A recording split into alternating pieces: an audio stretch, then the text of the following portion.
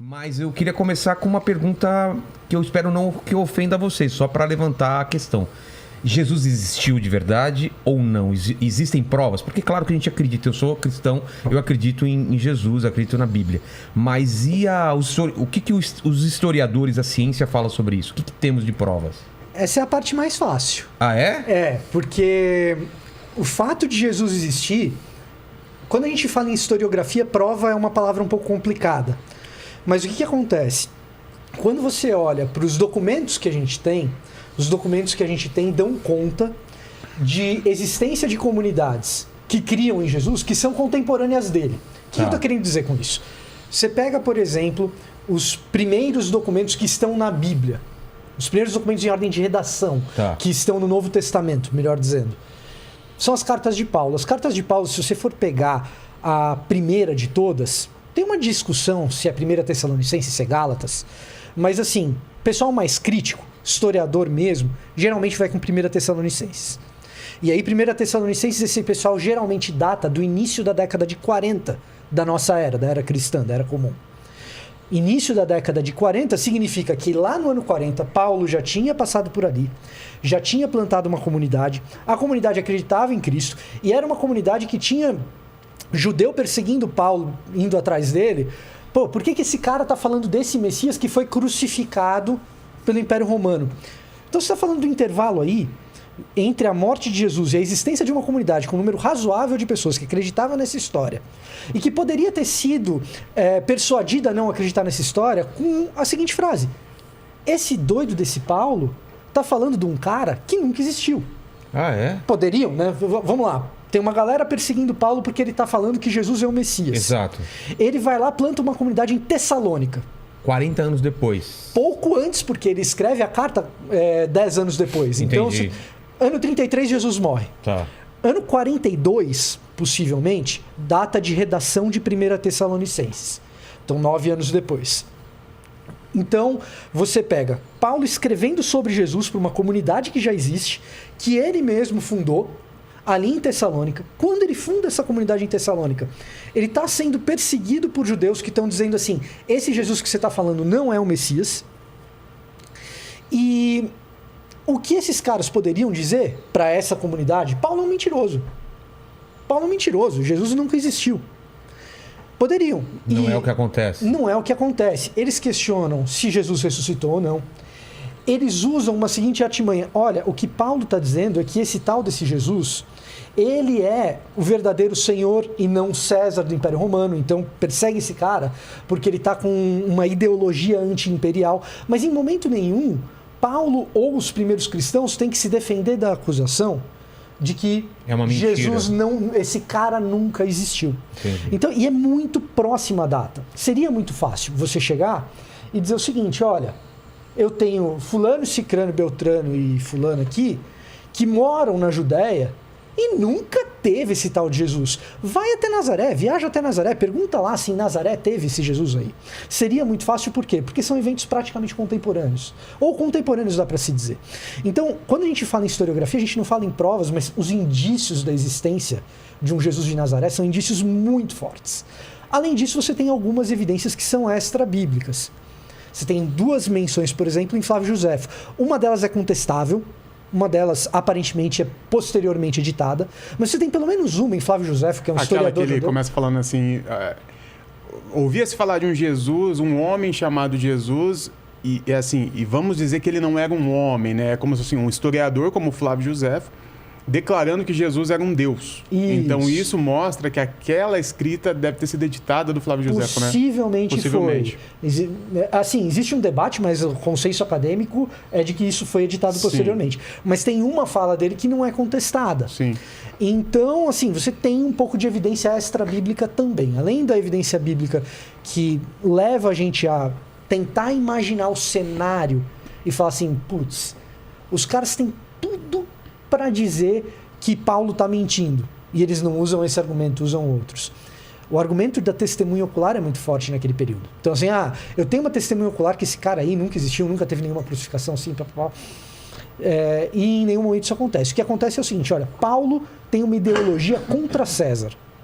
Então, persegue esse cara. E ele sai fugido de Tessalônica por causa disso. Entendi. Então, assim, quando a gente fala da existência de Jesus, por causa disso, por causa desses elementos, quando a gente fala de existência de Jesus, isso é consenso acadêmico. Historiador, ateu, independentemente de religião.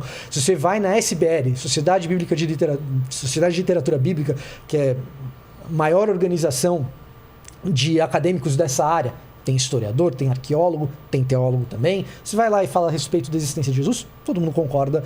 Isso não é um problema. Existem outros problemas, mas que ele existiu é consenso. Há um consenso, há os controversos, né? Há umas teorias que dentro da academia são chamadas de teorias terraplanistas, né? De que Jesus não teria existido. Mas se apoiam em alguma... Se apoiam, mas são argumentos... até uma brincadeira, um bullying com esses caras, né? Que são argumentos falaciosos, né? Então, assim, é quase que um fato que Jesus existiu. Agora, o que poderia ter de fato da existência de Jesus? Que existiu esse homem chamado Jesus, que viveu na região de Nazaré, que esteve diante de Pôncio Pilatos em algum momento da vida dele e que ele foi crucificado fora dos muros de Jerusalém. Tá. O que passar disso, dessas informações, aí já é um campo teológico e campo de fé. Então, há um consenso, mas as informações são muito reduzidas, muito reduzidas. Olha, eu vou dizer o seguinte, esse lance da existência de Jesus e até com certo detalhamento é muito maior do que o pessoal imagina. Ah, é? Porque o que acontece é o seguinte, você tem uma cristandade que se desenvolve no ambiente europeu. Aí chega no contexto europeu, surge todo aquele lance mais iluminista, e especialmente a partir de um cara chamado Reimarus, é que o pessoal começou a dizer, não, esse lance de Jesus é uma criação religiosa, os caras falavam, não, existe um possível Jesus histórico e um negócio que é o Cristo da fé que o pessoal resolveu acreditar com o coração.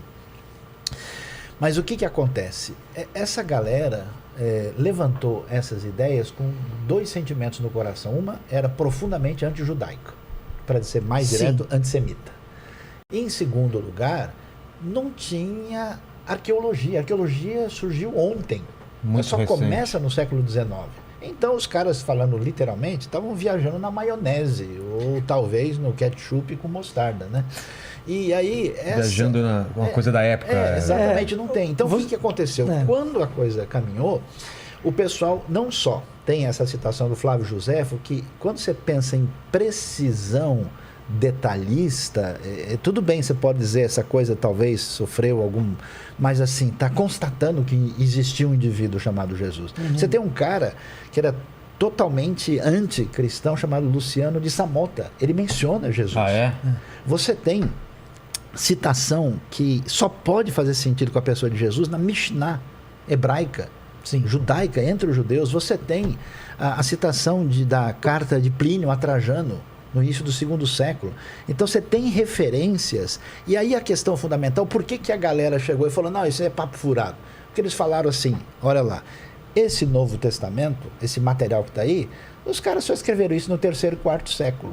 Isso era legal, o cara viajar, porque não tinha elemento concreto. Aí veio a arqueologia, aí chutou o pau da barraca Edito completa. de Cláudio, em 47. Edito de Cláudio. O imperador Cláudio em Roma, assim, tem um problema ali em Roma com os judeus, eles não sabem exatamente que problema é esse, só sabem que estão acontecendo uma briga entre judeus, os romanos estão olhando aquilo e falando, os judeus estão causando uma confusão aqui. Por causa de um determinado Cristo. Crestus, que a leitura é muito parecida. Crestus, né? O que é Crestus? É Cristo. É uma maneira. Houve uma briga entre os judeus por causa de um tal de Crestus. Quem será? Aí o Cláudio, que era imperador na época, ele proíbe os judeus de entrar em Roma até a morte dele. Depois que ele morre, os judeus voltam a entrar em Roma. Mas esse edito de Cláudio é registrado por Suetônio, né? Então o que acontece? A gente tem esse corpo de, vamos dizer, evidências textuais, a gente chama de... Quando a gente fala em arqueologia, a gente tem documento não textual e documento textual. Não, mas tem um lance, é o seguinte, o preconceito do pessoal diz, os documentos do Novo Testamento são posteriores e criação muito distante. Entendi. Quando se falava isso, não tinha nada concreto. Século XIX. Quando a galera começou a datar as coisas. Aí lá, e eu vi um monte de coisa na minha frente, tá lá, entendeu? Você vai no Museu Arqueológico de Israel, você tem a caixa do ossuário do Caifás, que é o nome do cara lá. Isso tudo já analisado, até né? 1961, a Pilatos é uma criação, ninguém nunca achou o nome dele em Roma, acharam no Teatro de Cesareia Marítima, 1961, a placa escrito Tibério, governador da Judéia, Pilatos, governador da Judéia, em honra ao imperador Tibério, que foi imperador do ano 14 ao ano 37. Isso, quando foi essa descoberta? 1961. Muito recente. Os caras desenterraram muito todo recente. o negócio que existe em Cafarnaum. Acharam, 2 anos atrás, um anel com o nome de Pilatos. Então, você tem algumas coisas curiosas. Por exemplo, os detalhes da geografia de Israel são muito minuciosos. Aí você pega o texto e lê e fala, pô, o cara só pode ter escrito isso se ele esteve aqui. É. Não tem como, entendeu? O cara saber que tem essa curva e essa subidinha aqui. O Evangelho de João, que a galera falava, não, foi uma criação, não sei, é muito detalhado geograficamente. A outra questão que derrubou de vez é a questão do grego. Porque quando o pessoal lia esse grego, falava, esse grego aqui e tal, não sei o quê. Quando for analisar, esse grego não é bem grego, é um grego semitizado. É um grego que ele está querendo dizer é o seguinte, do Novo Testamento. O Novo Testamento ele é escrito em grego, tá? Por quê? Porque era a língua comum da época. É como se, Era o inglês, como se você Tá. tivesse o inglês hoje. Era a língua franca. E aí o que acontece? Quando você pega esses autores do Novo Testamento escrevendo em grego, o jeito do cara falar não parece alguém escrevendo em grego, parece alguém escrevendo em aramaico, hebraico. Por exemplo, ó, vou dar um exemplo aqui, já que esse podcast é conhecido pela proficiência em língua inglesa que os convidados têm. Entendeu? Entendeu a ironia? Uma piadinha. Foi uma piadinha? Do Antubai Cruzeiro? Do Antubai Cruzeiro? Maldade. Não sei se esse pecado tem perdão, hein? É, cara. Perdão aos envolvidos Perdão, aí. perdão, né? Mas o que acontece? Inclusive minha também, tá? Só pra deixar claro. Eu também não sei nada de inglês. Mas assim, ó, você sabe o suficiente pra saber que assim, ó, casa é house. Sim. E aí eu vou falar bem como a gente brasileiro fala, casa é house. Tá. House. House. House of Cards é casa de cartas. Aí eu falo assim, não, hoje eu vou na casa do Vilela. Aí você fala assim, bem brasileiro. I'm going to the house of Vilela. Certo? Entendi. Nós like, mas Mônica é good. Nós não. Eu falei, Não é como um cara que conhece a língua escreveria, I'm né? going to Vilelas. A construção é o português passado pro inglês, literalmente. Mas o lance é isso. Se esse negócio tivesse sido feito lá no ambiente grego 2, 3 séculos depois, os caras não iam falar desse jeito, nós vai, nós fica, nós foi. Entendeu? Então é essa pegada, esse lance da língua matou a pau. E algumas descobertas arqueológicas fundamentais também. Por exemplo, ele está falando de Tessalônica, né? O pessoal, mais negócio de Paulo, quando é que começou? Os caras acharam lá em Corinto uma peça arqueológica que está no Museu de Delfos, na Grécia, que botou na cronologia do detalhe as viagens do apóstolo Paulo. Foi uma inscrição de Gálio, que ele era procônsul da Acaia. E Paulo encontra com Gálio em Corinto. Então, isso aí é uma inscrição histórica do Império Romano. Então, a galera que fala assim, uns têm uma opinião, outros têm outra, na verdade, uns estudaram direito, outros não estudaram ainda. É simples assim. Um dos argumentos para dizer que Jesus não existiu é porque não há, tirando a citação do Flávio Joséfo, é que não há nenhuma citação mais sobre Jesus. Mas não havia naquela época de uma pessoa normal. Mas tem. Não, tem poucos. Mas pode ser burra a minha pergunta, mas existia certidão de nascimento? Como tem hoje? Não, mas Jesus nasceu em tal lugar? Não pra massa, não pro povão. Não, mas a gente teria acesso a isso? Não, a gente não tem esse tipo de coisa. Porque o povão não tinha esse tipo de noção. Até uma coisa que, assim, por exemplo, nome das pessoas, pessoa do povão, assim, é fulano, filho do ciclano. Não tinha nem direito sobrenome. Do jeito que é hoje, é bem recente. Hoje no Brasil, mais de 90% da população é alfabetizada. Naquela época, era de 1 a 3% das pessoas sabiam escrever o próprio nome. Nossa. Então, o fato de Jesus ser citado no primeiro século, depois no segundo, isso mostra que ele, sendo um homem da classe trabalhadora, que não tinha dinheiro, não tinha nenhuma posição no governo, ele ser citado, ele foi um cara especial de alguma forma. Relevante de alguma forma. Então, mas vamos lá. Qual que é a questão que você tem que entender? Jesus não é um governador, não é um rei. O Herodes, que é o Herodes o Grande, que construiu metade das coisas da época romana, que você vê em Israel, tem 13 construções gigantescas, o cara, ele era o máximo. Não tinha nenhuma prova arqueológica da existência do Herodes. Até que os caras descobriram o lugar onde ele foi sepultado, chamado Mesmo o Herodion. Herodes? O Herodes, o grande Herodes. A gente tinha... Então, aqui que eles acharam? Acharam a garrafa de vinho do cara. Está escrito do Herodes, Lemeler. Aí apareceu Não lá. tinha e do, Então, se perderam de Herodes o documentos? rei. Então, a arqueologia é nova, como então Sayão não falou. tem a prova concreta. Agora, Jesus não tem como ter deixado um palácio, porque ele não era, ele vivia lá. Mas o que a no gente Mar da tem é uma Galileia. farta documentação textual. É aquela história. Em arqueologia você tem documento não textual, um anel do fulano, uma pequena inscrição de algo. Ou mesmo, um documento não textual, você tem, por exemplo, o pé de alguém crucificado com um cravo enfiado e você encontra. 1968, o crucificado de Givat Hamitvar. Então você encontra. Você não vai poder dizer que aquilo ali é Jesus crucificado. Mas você encontra essas coisas. Agora, você tem documentação textual. Documentação textual é o quê? Putz, um texto razoavelmente longo, um fragmento de texto razoavelmente longo, e que você consegue mais ou menos datar, e você tem uma noção de conteúdo daquilo. Quando você vai para esses documentos textuais e você data esses documentos textuais e você vê a abundância de documentos textuais, fica muito difícil você dizer, esse Jesus aí nunca existiu, porque quando você imagina o cenário daquelas pessoas recebendo aqueles textos, não tem como ele... É que Jesus não pode ter sido inventado. Esse que é o problema. Também tem isso. Você do tem nada inventar. um monte de coisa escrito sobre o cara, e aí esse cara nunca existiu. Como assim? Aí você vai analisar esses documentos, toda a pertinência dos documentos do ponto de vista da cultura, da sociedade, que, aliás, os estudos mais profundos sobre isso aconteceram nos últimos 50 anos. E o detalhe é o seguinte, o judaísmo tradicional não reconhece Jesus como a tradição cristã.